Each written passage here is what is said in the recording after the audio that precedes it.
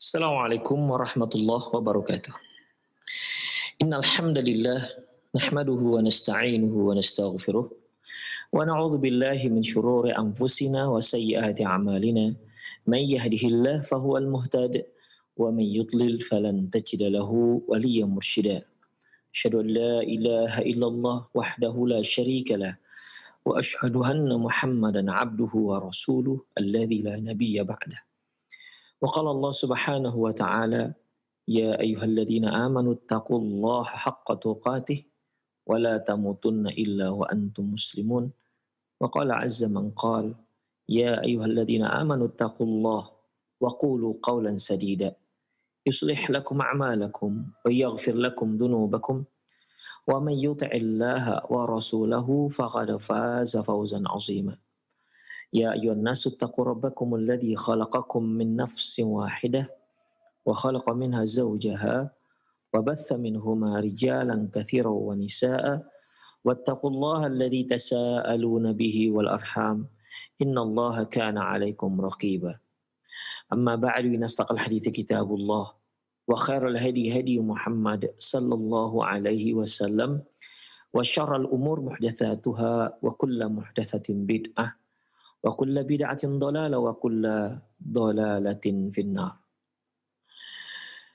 Kaum muslimin dan kaum muslimat, para pemirsa Roja TV dan pendengar Radio Roja dimanapun Anda berada, alhamdulillah kita kembali bertemu dalam acara perjalanan setelah kematian, di mana pembahasan ini kita ambil dari kitab Qiyamatus Sughra.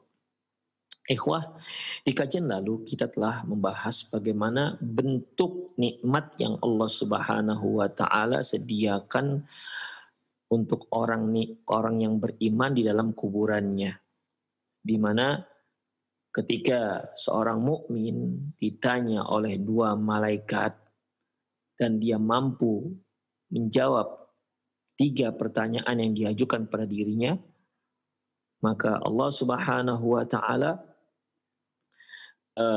memerintahkan agar dibentangkan untuk dia bentangan dari api dari surga, kemudian diluaskan kuburannya seluas mata memandang, kemudian dibukakan kepadanya untuknya pintu surga sehingga dia bisa melihat nikmat surga yang nanti akan dia dapati di hari kiamat kelak. Kemudian Allah Subhanahu wa taala juga mengirim seorang yang sangat tampan, rupawan, dengan baju yang sangat indah, dengan aroma semerbak aroma wangi yang luar biasa, dan itu akan menemani dia. Orang ini merupakan amalan soleh yang pernah dia lakukan selama di dunia. Kemudian ikhwah, dan doa orang mukmin ini hanya satu, yaitu Rabbi aqimis sa'ah. Ya Allah, segerakan terjadi hari kiamat. Kemudian dia juga ingin mohon kepada Allah agar diperkenankan untuk kembali keluarganya, tujuannya untuk memberitahukan bahwasanya dia berada dalam nikmat di dalam kuburannya. Namun Allah Subhanahu wa taala tidak memperkenankan, dan Allah katakan uskun, tenanglah kamu dalam kuburanmu. Kemudian ikhwah, lantas bagaimana dengan nasib orang kafir? Bagaimana dengan nasib orang fajir? Para pelaku dosa. Rasulullah SAW juga sudah menjelaskan masalah ini, ikhwah. Mungkin para pemirsa masih ingat hadis Rasulullah SAW ketika orang kafir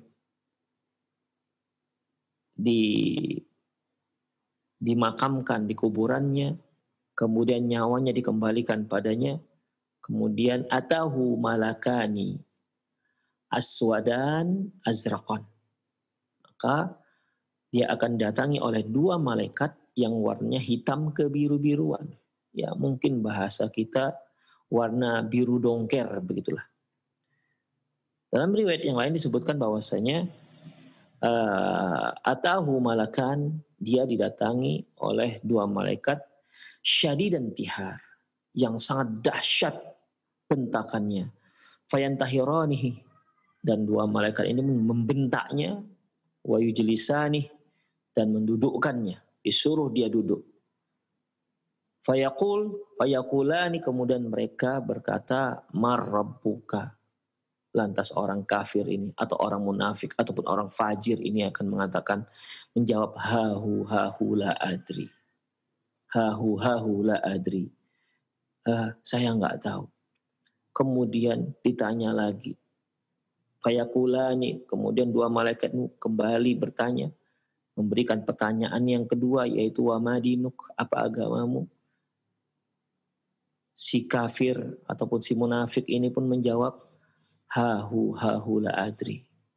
Dia katakan, saya tidak tahu. Kemudian ditanyakan lagi kepada dia, wa ma takunu fi hadzal rajul alladzi bu'itsa fikum.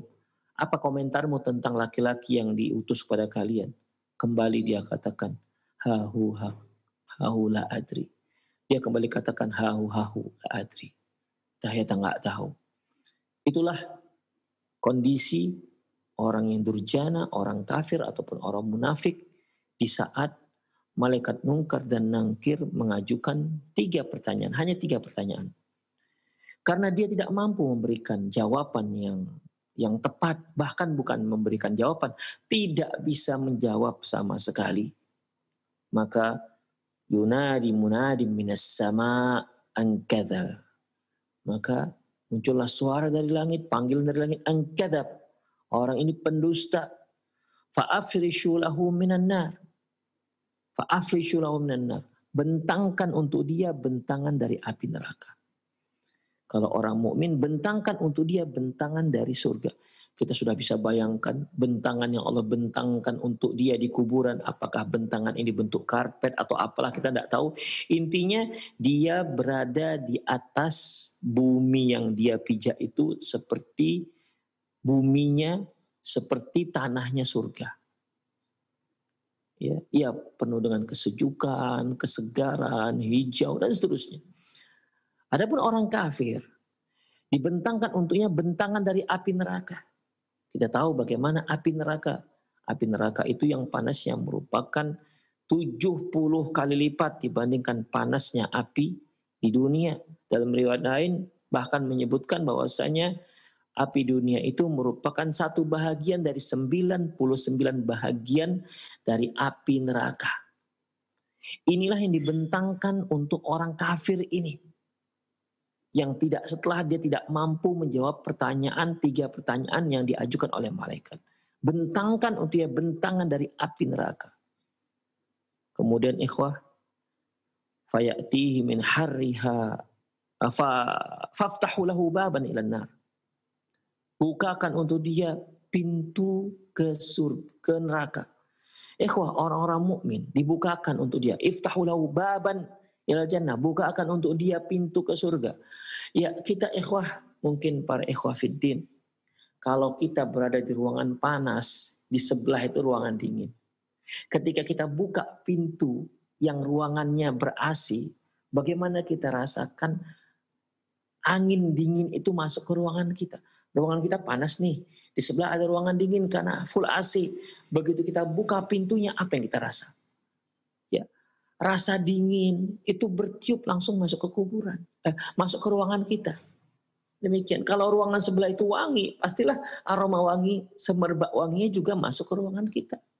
Demikian halnya dengan kuburan. Ketika Allah mengatakan iftahul lahu baban ilal jannah, bukakan untuk dia pintu ke surga. Allahu Akbar. Kita tahu bagaimana surga. Ya. Maka masuklah semua aroma-aroma wangi surga, kesegaran surga, yang itu merupakan mala ainun ra'at, wala udhunun sami'at, wala khatara ala qalbil bashar. Yang tak pernah dilihat oleh mata, yang tak pernah didengar oleh telinga, bahkan yang tak pernah sedikit pun terbetik dalam hati. Nasib orang kafir, nasib orang fajir, nasib orang munafik Allah katakan iftahu lahu baban ilan nar. Bukakan pintunya ke neraka. Ikhwah, kalau sebaliknya di tempat kita ya udara biasa. Di sebelah itu panas atau kita katakan saja tempat tanur begitu, ya. Orang bakar apa begitu tempat pembakaran, dibuka pintu pembakaran itu apa yang kita rasakan? Tentu rasa panas. Masuk ke kubur, masuk ke ruangan kita. Demikian juga hal ini ikhwah. Kalau tanur yang ada tempat membakar roti atau open lah kita katakannya, tempat membuat kue yang biasa dipakai oleh ibu-ibu, bakar kue. Ya kalau kita buka pintunya, pintu open tersebut, kan keluar panas, rasa panasnya. Demikian ikhwah. Ya. Demikian juga halnya dengan ini. Ketika dibukakan, iftahu lahu baban ilal nar, bukakan pintunya ke neraka. Ketika Allah bukakan, maka masuklah ke kuburannya, rasa panas yang luar biasa. Ikhwah, panasnya neraka itu bukan sekedar panas. Ya, bukan sekedar panas. Apa ikhwah? Fayatihi min harriha wa sumumiha. Maka berembuslah ke dalam kuburannya harriha, min harriha. Panasnya yang luar biasa, wasumumiha, dan racun-racun neraka juga berhembus ke dalam kuburannya. La ilaha illallah, la haula wa la quwata illa billah. Tidak hanya itu ikhwah, wa yudayyiqu alaihi fi qabrih.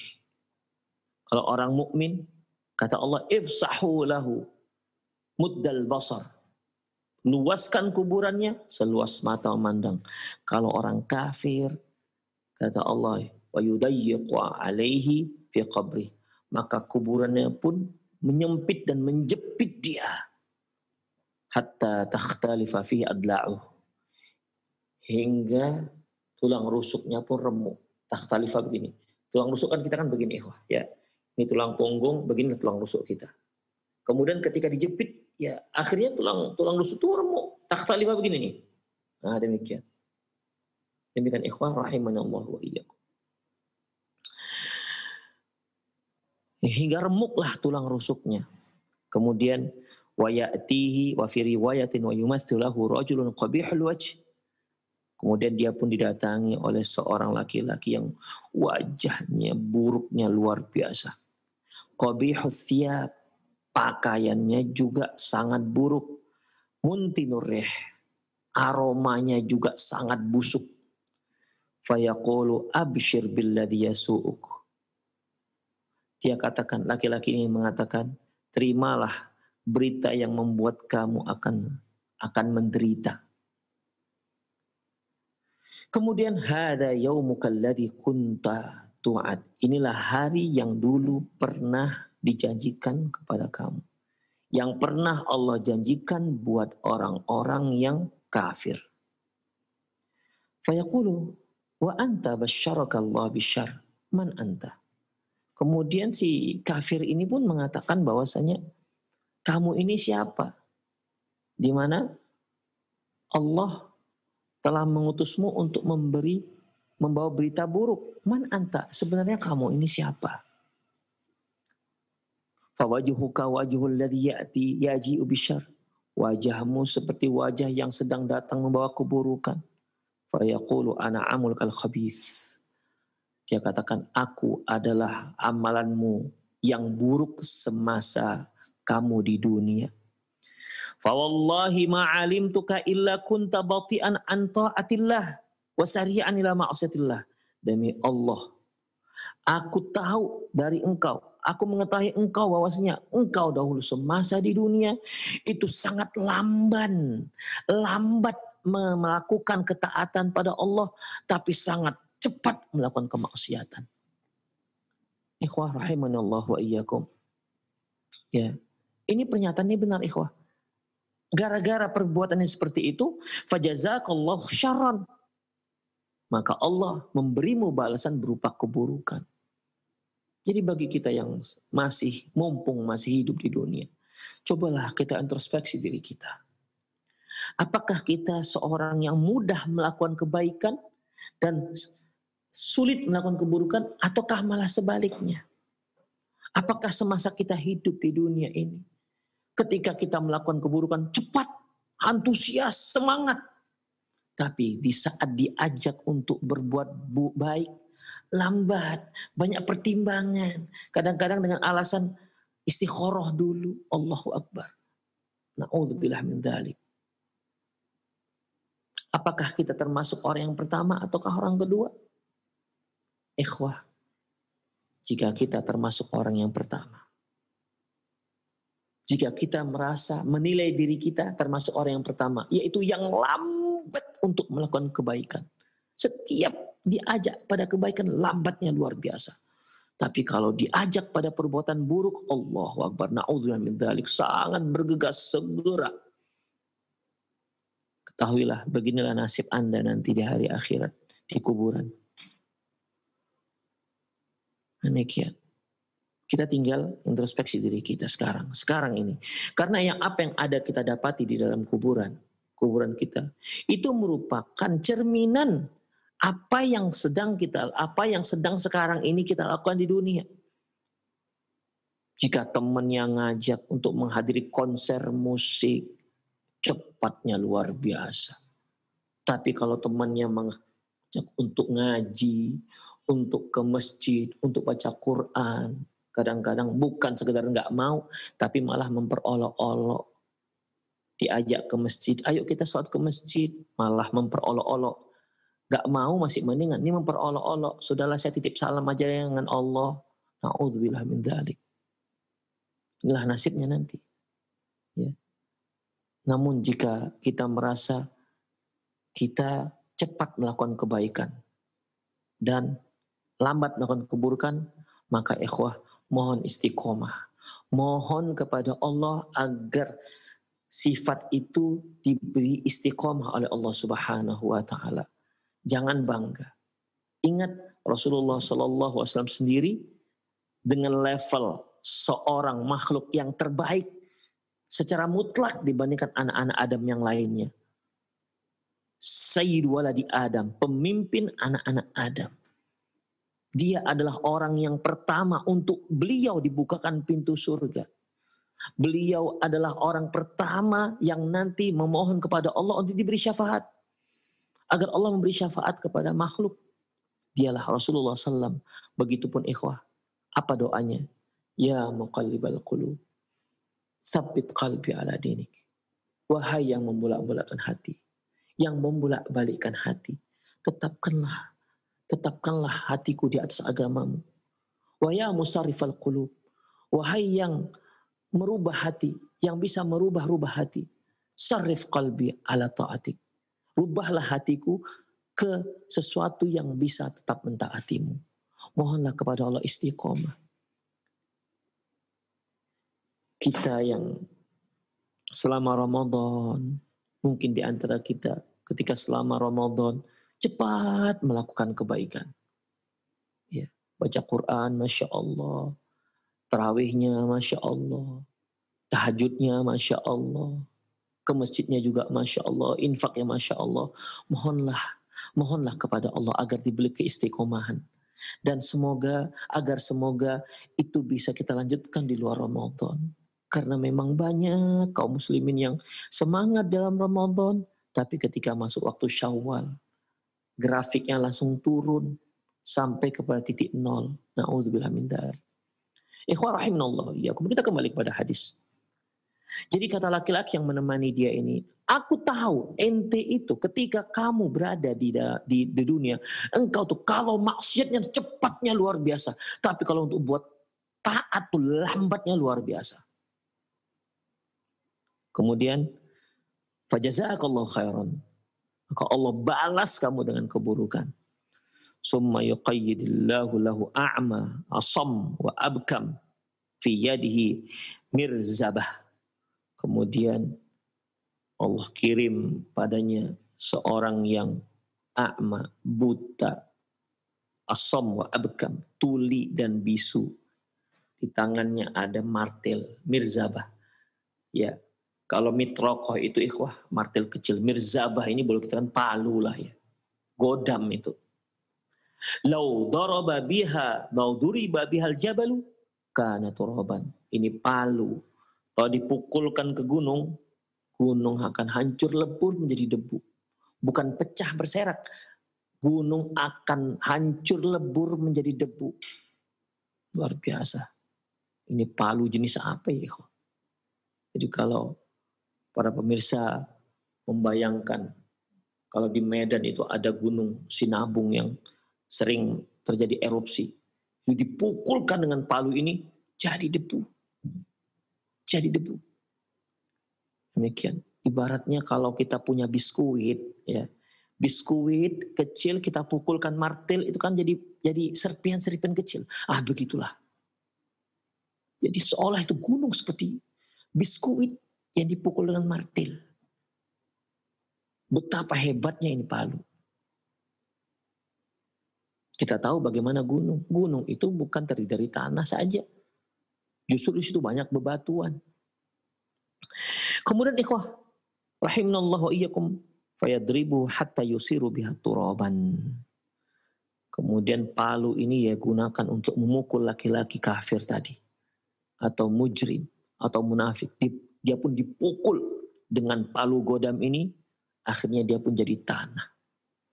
Ikhwah rahimanallahu wa iyyakum. Mungkin salah seorang kita memikir, apa bisa manusia dipukul jadi tanah? Manusia itu kan banyak cairan-cairannya. Ya kalau manusia dipukul ya dia paling penyet dan banyak cairan, lupa darah atau apalah namanya. Tapi ini kok bisa jadi debu? Ya, seperti kalau ada anak ayam kecil, kita pukul pakai godam yang mungkin 10 kilo. Itu kan nggak bisa jadi debu. Ya saja penyet, begitu. Penyet, nggak jadi debu. Mungkin salah seorang kita mikirnya begitu.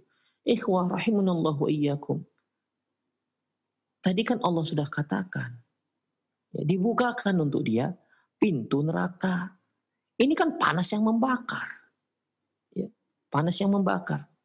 Demikian ikhwah. Ya, jadi bukan satu hal yang nggak mungkin. Ya, atau mungkin kita nggak tahu kok bisa jadi debu.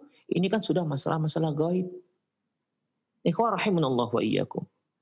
Yang terpenting bagi kita bukan masalah debu nggak debunya. Yang terpenting bagi kita bagaimana cara kita agar selamat dari ini semua. Bagaimana cara kita agar selamat dari ini semua. Summa yu'iduhu kama kan.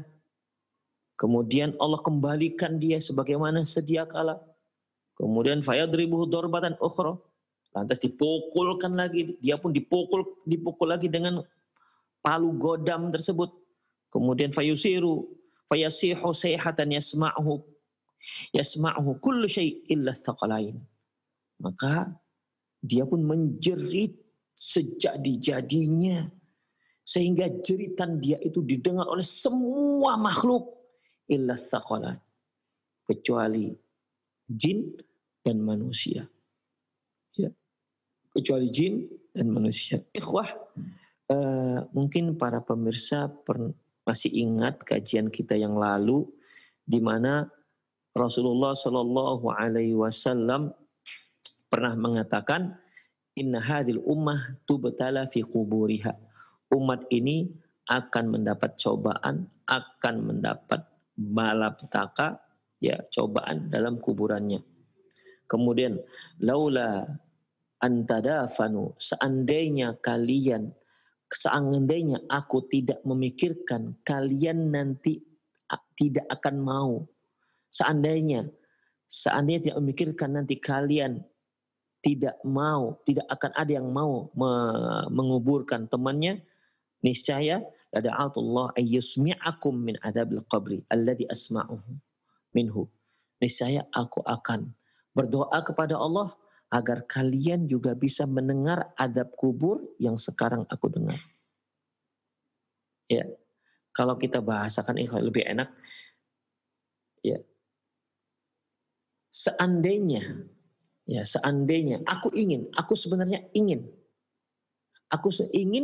berdoa kepada Allah agar kalian bisa mendengar adab kubur seperti yang aku dengar. Tapi saya khawatir kalau itu kudoakan dan makbul, dan makbul, kalian nanti tidak akan mau menguburkan teman kalian. Karena kalian mendengar, begitu sudah mendekati kuburan saja sudah mendengar teriakan-teriakan orang yang diadab dari kuburannya. Siapa yang tahan? Siapa yang mau nanti menguburkan ataupun mengebumikan teman-temannya? Demikian. Jadi manusia dan jin itu tidak mendengar azab kubur, ini merupakan salah satu nikmat yang Allah Subhanahu wa taala berikan kepada kita. Demikian ikhwah rahimanallah wa iyyakum. Jadi ternyata jeritan orang-orang yang sedang disiksa dalam kubur itu didengar oleh semua makhluk Allah Subhanahu wa taala. Hewan mendengarnya. Ya, manusia yang enggak mendengar. Dan jin. Summa yuftahu lahu bab minan nar. Kemudian dibukakan padanya pintu neraka. Fayumhadu min farashin nar. Dan dia pun dibentangkan untuk dia bentangan firash, yaitu ambal ataupun karpet ya, dari api neraka. Fayaqul, dan orang ini pun berkata, Rabbila tuqimis sa'ah. Rabbila tuqimis sa'ah. Ya Allah, janganlah jadikan hari kiamat. Mengapa dia doanya seperti ini, ikhwah? Karena dia tahu dia sekarang sedang menderita, menerima azab kubur, sedang merasakan sakit yang luar biasa yang sedang dia derita, siksaan dari malaikat yang menyiksanya. Dan dia tahu bahwasanya itu belum seberapa dibandingkan azab yang akan dia dapati nanti di hari akhirat. Azab neraka yang sedang menunggu dia nanti di hari akhirat. Dia tahu itu. Makanya doanya, ya Allah janganlah sampai terjadi hari kiamat. Tapi kan gak mungkin. Allah sudah menetapkan. Hari kiamat pasti akan terjadi. Cepat lambat hari kiamat akan terjadi. Tapi doa orang ini yaitu, ya Allah jangan terjadi hari kiamat. Jangan terjadi hari kiamat. Karena dia tahu ikhwah, apa yang akan dihadapi nantinya. Beda halnya dengan orang-orang mukmin. Orang mukmin bahkan di kuburannya dia doanya Rabbi aqimis sa'ah. Ya Allah, jadikan segerakan terjadi hari kiamat. Mengapa ikhwah? Karena dia tahu bahwasanya apa yang akan dia dapati nanti di hari akhirat. Apa yang akan dia raih nanti setelah hari kiamat. Demikian ikhwah rahimanallah wa iyyakum. Inilah dua jenis orang yang memiliki nasib yang sangat berbeda. Ya, yang bertolak belakang 180 derajat antara nikmat yang luar biasa dengan siksa yang luar biasa. Nanti di hari akhirat orang ini akan mendapatkan nikmat surga yang luar biasa, lebih nikmat dibandingkan nikmat yang dia dapat di dalam kuburnya. Sementara orang yang ini dia akan mendapatkan siksa yang luar biasa, jauh lebih hebat, lebih dahsyat ketimbang azab kubur yang sedang dia dapati. Demikian ikhwah rahimanallah. Itulah bentuk azab dan nikmat kubur yang akan dihadapi oleh manusia. Wa min hadithi Anas anna al-'abda al-mu'min idza ajaba al-ijabata as-sadiqah fi qabrihi. Dalam hadis yang diriwayatkan dari Anas bahwasanya apabila seorang hamba mukmin jika dia bisa menjawab dengan jawaban yang benar dalam kuburannya, yuqalu lahu undur ila maq'adika minan nar, maka dikatakan kepadanya, kamu lihat itu tempatmu di neraka. Abdalakallahu bihi maq'ad minal jannah. Allah rubah dengan tempatmu di dalam surga. Maksudnya ikhwan begini. Jadi orang mukmin ini setelah mampu memberikan jawaban yang baik, ya, Allah perlihatkan kepada dia neraka. Bagaimana azab neraka yang sangat dahsyat. Ya. Lantas dikatakan padanya, kalau kamu berbuat maksiat atau kamu kafir semasa dunia, ini tempatmu. Kamu lihat bagaimana dahsyatnya, bagaimana luar biasanya azab yang Allah sediakan dalam api neraka. Tapi karena engkau orang mukmin, maka Allah tempatkan kamu di sini. Allahu Akbar. Itu membuat semakin bersyukurnya seorang mukmin. Semakin bersyukurnya seorang mukmin, ikhwah. Bagaimana tidak? Dia sudah lihat bagaimana dahsyatnya neraka. Dahsyat yang luar biasa. Allah tempatkan dia di nikmat yang luar biasa, sangat kontras. Rasa syukur yang luar biasa itu akan muncul dalam hati seorang mukmin. Karena dia sudah bisa membandingkan, ikhwah. Ya. Beda halnya kalau Allah tak perlihatkan dia neraka, langsung Allah perlihatkan surga. Tentu rasa syukur, rasa nikmat yang dia rasakan itu tidak seperti kalau Allah tunjukkan bagaimana nerakanya. Ikhwah, ini sama seperti ini. Ya, ketika seorang itu semasa dia hidup sempat mengalami kemiskinan, kemudian Allah bangkitkan ekonominya, sehingga dia menjadi orang yang mampu. Tentu dia akan mengetahui bagaimana perjuangan kehidupan dia. Karena dia berjuang dari mulai kecil, dari mulai nol hingga dia mampu. Dia akan menghargai setiap apa yang Allah berikan kepada dia. Karena dia pernah dalam titik yang tidak mampu. Beda halnya dengan seorang anak yang begitu lahir, dia dapati orang tuanya sudah kaya raya. Apa yang dia inginkan dia dapati. Apa yang dia mau dia bisa beli. Demikian ikhwah rahimanallahu wa iyyakum. Ya. Tentu nikmat yang dirasakan orang yang pertama itu lebih besar. Yang dia rasakan, dia menghargai orang, dia juga bahkan bisa mengasihani orang-orang fakir. Kenapa? Karena dia pernah ada di titik tersebut. Rasa sayang dia terhadap orang fakir bisa lebih mudah tumbuh ketimbang seorang yang pernah merasakan bagaimana sakitnya menjadi seorang yang tidak ada apa-apa, tidak memiliki apapun. Ini orang mukmin. Allah, Masya Allah. Allah itu tahu bagaimana cara mengembirakan orang-orang. Allah sangat faham bagaimana cara membuat orang mukmin itu sangat gembira. Dia perlihatkan dahulu neraka, kemudian kata Allah, nih, kalau kamu dulu masa di dunia ini, durjana, ini tempatmu. Tapi Allah tidak. Kamu orang saleh, kamu tempatnya di sini. Allah. Sejuk hati ikhwah. Karena melihat siksaan itu saja kan sudah, aduh gimana begitu ikhwah. Ya. Kemudian, qala Nabi SAW, fayarahuma jami'an. Dia melihat kedua-duanya. Ya. Qala Qatadah, fadzakara lana annahu yufsahu lahu fi qabri. Kata Qatadah, maka dibukakanlah untuknya, maka dilapangkan kuburannya. Wa dzukira fil hadis Anas. Kemudian masih dalam hadis Anas disebutkan annal kafir awil munafiq wal munafiq annal kafir wal munafiq. Ya, ba'da ayyujiba fi qabrihi tilkal ijabatul kadhibah, ketika mereka menjawab dengan jawaban yang salah atau tak bisa menjawab, yuqalu lahu la daraita wa la talaita. Dikatakan kepadanya, kamu nggak tahu. Summa yudrabu bimitraqatin min hadidin darbatan baina udhunayh. Kemudian dipukulkan kepalanya dengan martil, fayusihu sayhatan yasma'uha mayyalihi illa thaqalain. Maka suara jeritan pukulan tersebut, ya, dipukul, menjerit, suara jeritan itu didengar oleh orang-orang yang ada, oleh semua yang ada sekitarnya, kecuali jin dan manusia.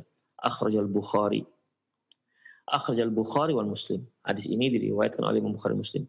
Wa fil lafzil hadis al-Bukhari wal Muslim wal lafzul hadis al-Bukhari. Hadis yang telah kita sebutkan itu lafaz disebutkan dalam Sahih Bukhari. Walil Muslim, adapun lafaz yang diriwayatkan oleh Imam Muslim, innal abda idza wudi'a fi qabri, sungguh seorang hamba apabila dia diletakkan dalam kuburannya, artinya dikebumikan dalam kuburannya, summa dzukira nahwa mimma taqaddama fi qawlihi, kemudian disebutkanlah apa yang telah kita sebutkan pada hadis sebelumnya, wa dzukira lana, kemudian disebutkan annahu yufsahu fihi sab'ina dira'an, diluaskanlah kuburannya seluas 70 hasta. Wa yumla'u alaihi hadiran ila yaumi yub'atsun. Kemudian kuburannya akan dipenuhi dengan hijau-hijauan hingga hari berbangkit nanti. Wa fi riwayat Abi Daud annal 'abdal mu'min ba'da an yus'al wa yujib bahwasanya dalam hadis yang diriwayatkan oleh Imam Abi Daud bahwa seorang hamba mukmin setelah dia ditanya dan mampu menjawab, maka fayantaliqu bihi ila baitin kana lahu finnar. Maka dia pun dibawa ke rumah untuknya di dalam neraka. Fayuqalu hadza kana lak. Dikatakan ini seharusnya punyamu. Walakin Allah asamak, tapi Allah menyelamatkanmu dari rumah neraka tersebut. Fa'abdalaka bihi baitan fil jannah, dan kemudian Allah ganti dengan rumahmu di surga. Fayarahu, dan dia pun melihat. Fayaqulu da'uni hatta adhab fa'abshir wa absir ahli. Kemudian dia pun minta, biarkanlah aku agar aku bisa kembali ke keluargaku untuk memberitahu mereka kabar gembira ini. Fayuqalahu uskun, maka dikatakan kepadanya uskun, sudah kamu tetap saja tinggal tenanglah di dalam kuburan ini. Jadi tidak diizinkan dia pulang ke keluarganya, tidak diizinkan dia untuk menemui keluarganya. Demikian ikhwah rahimanallah wa iyyakum. Ya, ini kan masalahnya masalah gaib ikhwah. Jadi kalau ada di tengah-tengah masyarakat kita bahwasanya si fulan ketika meninggal masih gentayangan, rohnya masih gentayangan sambil melihat-lihat keluarganya. Ada juga yang menyebutkan dari hari pertama dan hari ketiga dia masih di rumah lihat-lihat keluarganya, nanti dia pergi, nanti hari ketujuh dia akan kembali lagi lihat-lihat. Ikhwah, ini sama sekali tidak ada dasarnya dari Al-Quran dan Sunnah Rasulullah Sallallahu Alaihi Wasallam. Ya, ini masalah gaib ikhwah. Ini masalah gaib, bukan masalah pengalaman. Siapa kira-kira yang pernah berpengalaman yang dia menceritakan pengalamannya kepada kita? Dia sudah mati, kemudian pengalaman ada hidup lagi, dia ceritakan kepada kita. Kan tidak ada, ikhwah. Ya. Kalau kata-kata orang ya bisa-bisa saja, ikhwah.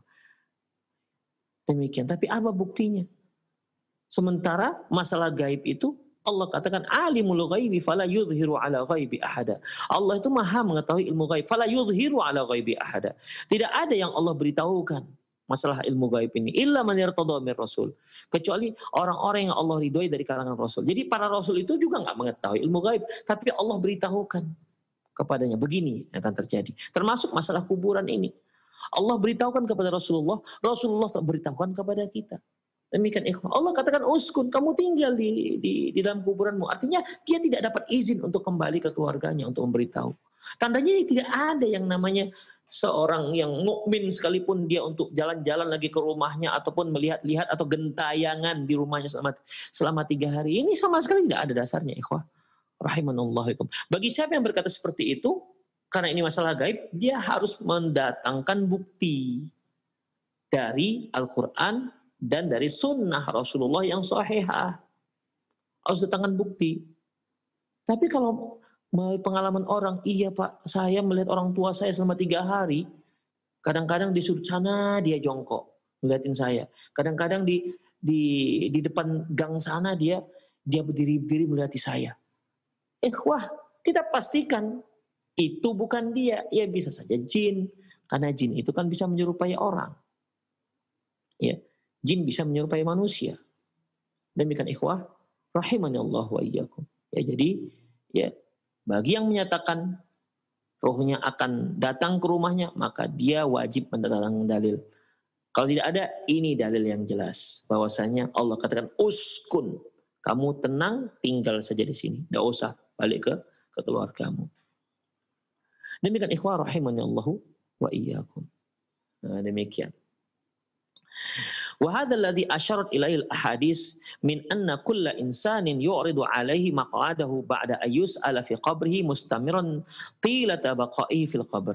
Ini merupakan isyarat dari hadis-hadis bahwasanya setiap manusia nanti akan diperlihatkan tempatnya. Akan diperlihatkan tempatnya nanti di hari akhirat setelah dia ditanya dalam kuburannya. Dan itu terus ya. Dan dia itu terus sampai selama dia dalam kuburannya. Waqad syaraha bidzalika Rasulullah, dan Rasulullah dengan jelas dan terang lugas menyatakan seperti itu. Wa fil hadits alladzi yarwihi Abdullah bin Umar. Adapun dalam hadis yang diriwayatkan oleh Abdullah bin Umar radhiyallahu anhuma, anna Nabiy sallallahu alaihi wasallam bahwasanya Nabi sallallahu alaihi wasallam bersabda, "Inna ahadakum idza mata urida alaihi maq'adahu bil ghadati wal 'ashi." Sesungguhnya salah seorang kalian apabila meninggal maka akan diperlihatkan tempatnya nanti di hari akhirat pagi dan sore hari. In kana min ahlil jannah fa min ahlil jannah. Apabila dia termasuk penduduk surga, maka dia akan diperlihatkan bagaimana penduduk surga, diperlihatkan tempatnya di surga. Wa in kana min ahlin nar fa min ahlin nar. Kalau dia termasuk penduduk neraka, maka ya bagaimana neraka. Fayuqalu, maka dikatakan hadza maq'aduka hatta yab'atsakallahu yaumil qiyamah. Ini adalah tempatmu sampai Allah mengutusmu, sampai Allah akan membangkitmu nanti di hari kiamat. Demikian ikhwah. Wa fi Sunan Tirmidzi, dalam Sunan Tirmidzi an Abi Hurairah radhiyallahu anhu, dari Abi Hurairah radhiyallahu anhu, anna Rasulullah sallallahu akhbara annal malakaini yaqulani lil 'abdil mu'min ba'da ayyujibal ijabat as-sadidah, bahwasanya Rasulullah SAW mengabarkan bahwa dua malaikat akan berkata kepada seorang mukmin setelah dia berhasil menjawab dengan jawaban yang benar, qad kunna na'lamu annaka taqulu dzalik. Apa kata dua malaikat ini? Ya, Munkar dan Nakir, bahwasanya kami sudah tahu, ya. Kamu akan menjawab seperti ini, kami sudah tahu. Demikian. Summa yufsahu lahu fi qabrih sab'una dhira'an fi sab'in. Kemudian diluaskanlah kuburannya seluas 70 hasta. Summa yunawwiru lahu fih. Kemudian diterangkan kuburannya. Jadi kuburannya terang, tidak gelap. Summa yuqalu lahu nim. Kemudian dikatakan padanya tidurlah. Fayaqulu arji ila ahli fa ukhbiruhum. Tapi dia minta, aku ingin kembali kepada keluargaku untuk mengabarkan kepada mereka. Artinya untuk mengabarkan bahwasanya dia mendapat nikmat kubur. Fayaqulan, kata malaikat ini, nim, udah tidur aja. Kanaumatil urus alladzi la yuqidhu illa ahabba ahluhu ilahi. Dikatakan padanya, sudah tidur saja kamu, ya seperti tidurnya pengantin, di mana kamu tidak akan bangun kecuali jika istrinya, kamu tidak akan bangun kecuali yang membangunkanmu adalah keluargamu yang paling kamu cintai. Jadi kalau dia punya sekian orang istri, maka yang membangunkan dia siapa? Istrinya yang paling dia cintai. Nah, demikian. Jadi tidurlah kamu, ya. Tidurlah kamu seperti tidurnya pengantin, di mana kamu tidak akan ada yang membangunkanmu kecuali orang yang paling kamu cintai. Ikhwah rahimanallahu wa iyyakum. Kalau kita dibangunkan oleh orang yang kita cintai, kan kita bangun dengan senang hati. Kita bangun, kita lihat orang yang kita cintai. Artinya ini juga sebuah kenikmatan, ikhwah. Coba kalau kita dibangunkan oleh orang yang paling kita benci, kan muncul kejengkelan. Dia pula yang membangunkan aku. Kenapa kau yang membangunkan? Itulah kira-kira. Jengkel hati kita. Kenapa dia yang membangunkan? Mungkin kita bisa marah dengan dia. Ya. Tetapi ini tidak, ikhwah. Dia dibangunkan oleh orang yang paling dia cintai. Ya, kalau kita sekarang di dunia, Bi bangun Bi, sudah siang. Begitu kira-kira ya. Bi bangun Bi, sarapan. Begitu. Bi bangun Bi. Artinya, Masya Allah, ikhwah, bagaimana nikmatnya ketika kita dibangunkan oleh orang yang paling kita cintai. Begitu kita buka mata, sudah kita rasakan kasih sayang itu. Sudah kita rasakan hangatnya kasih sayang itu. Kemudian, hatta yab'atsallahu min matja'i dzalik. Hingga Allah bangkitkan dia dari tempat tidurnya itu. Wa annahuma yaqulani lil munafiq. Dua malaikat ini akan juga berkata kepada orang munafik. Qad kunna na'lamu annaka taqulu dzalik. Artinya dua malaikat ini memberikan pertanyaan kepada orang munafik, kemudian dia tak bisa menjawab.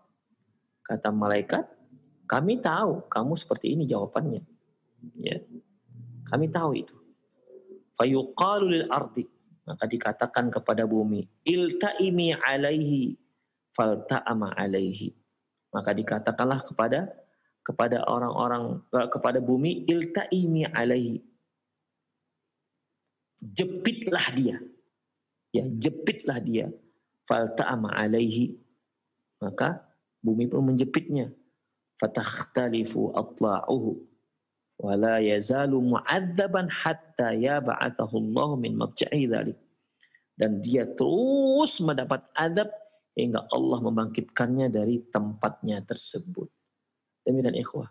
Jadi baik orang mukmin maupun orang kafir atau munafik atau fajir, kedua-duanya tidak ada kesempatan untuk datang kembali ke mengunjungi keluarganya.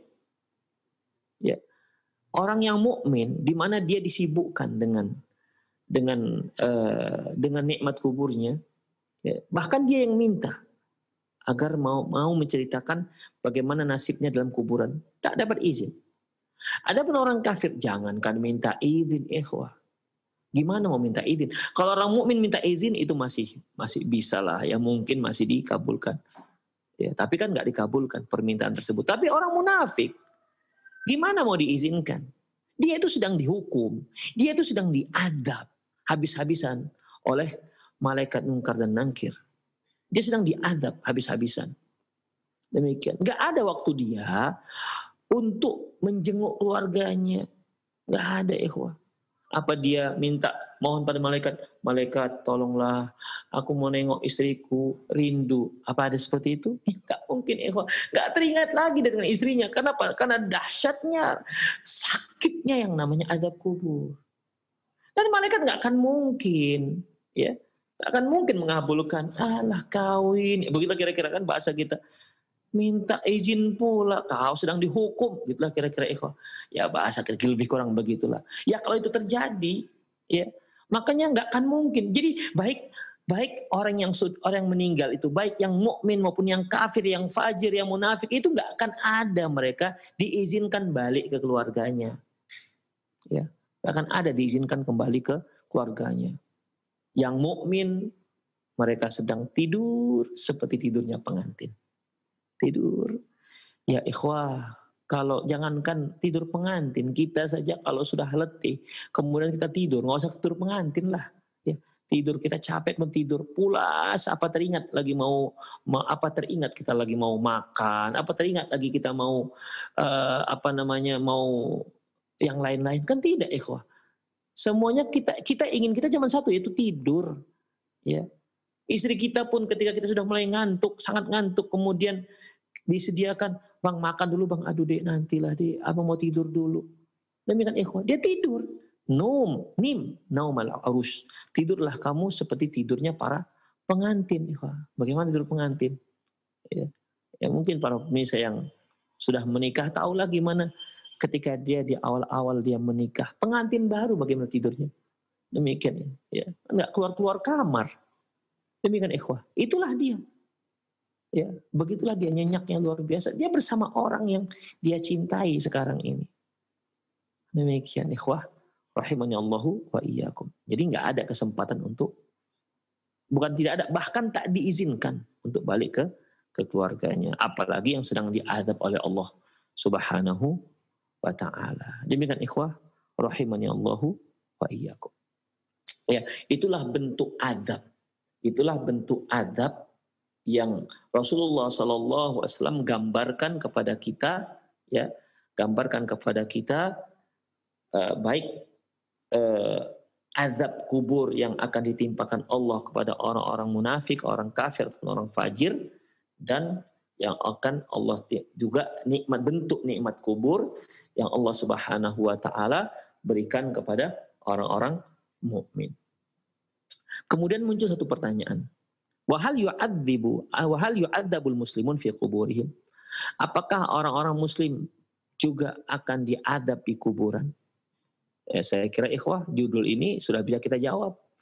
Karena dalam hadis-hadis yang sudah kita bacakan, ya, orang mukmin kan juga yang mendapat adab itu kafir, munafik, wal fajir. Nah, demikian. Coba kita lihat. Qala Al-Qurtubi, berkata Imam Qurtubi, qala Abu Muhammad bin Abdul Haq, berkata Abu Muhammad bin Abdul Haq, "I'lam anna al-'adzab al-qabri laisa mukhtassan bil kafirin." Ketahuilah bahwasanya adab kubur itu tidak hanya khusus untuk orang kafir. Wala mauqufan 'alal munafik, tidak hanya khusus untuk orang munafik. Bal yusyarikuhum fihi ta'ifatun minal muslimin. Bahkan adab kubur itu juga akan ditimpakan kepada sebahagian orang-orang mukmin. Wa kullu ala halihi min amali. Semua itu adabnya sesuai dengan amalan yang dilakukan ketika dia di dunia. Wa mastaujabahu min wa mastaujabahu min khati'atihi wa zalalihi. Ya, sesuai dengan kesalahan ataupun ketergelincirannya semasa di dunia. Wal adillatu ala anna al-mu'min qad yu'adzab fi qabrihi bisababi dzunubi katsiratun. Adapun dalil bahwa seorang mukmin juga diadab dalam kuburannya dikarenakan dosa yang dilakukan, katsiratun, itu banyak hadisnya. Ya, banyak hadisnya. Wa sayati dzikru ta'ifatun minha fil mabathil tali, dan akan kita sebutkan ya sebahagiannya pada pembahasan yang akan datang. Demikian ikhwah rahimani Allah wa iyyakum. Jadi kafir, orang mukmin yang soleh, orang mukmin yang tak soleh. Mukmin ini ya dia beriman kepada Allah tapi masih banyak melakukan dosa. Orang kafir, nah orang munafik semuanya akan mendapat azab kecuali orang mukmin yang soleh, yang bertakwa kepada Allah Subhanahu wa taala. Demikian ikhwah.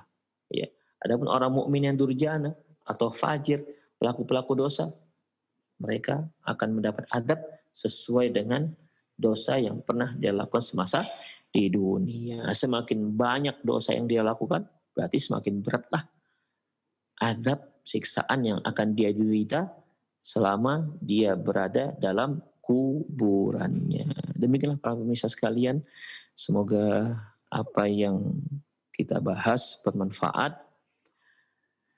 Di mana itulah tentang bentuk nikmat kubur dan azab kubur. Ya, semoga Allah Subhanahu wa taala menjauhkan kita dari azab kubur, menjauhkan kita dari siksaan kubur, dan kita mohon kepada Allah agar kita mendapat nikmat kubur.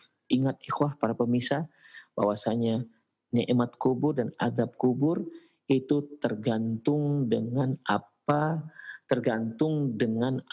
yang kita lakukan semasa di dunia.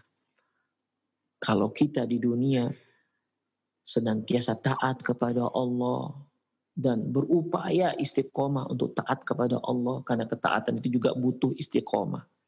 Ya, kita berdoa kepada Allah, insya Allah Allah Subhanahu wa taala akan berikan.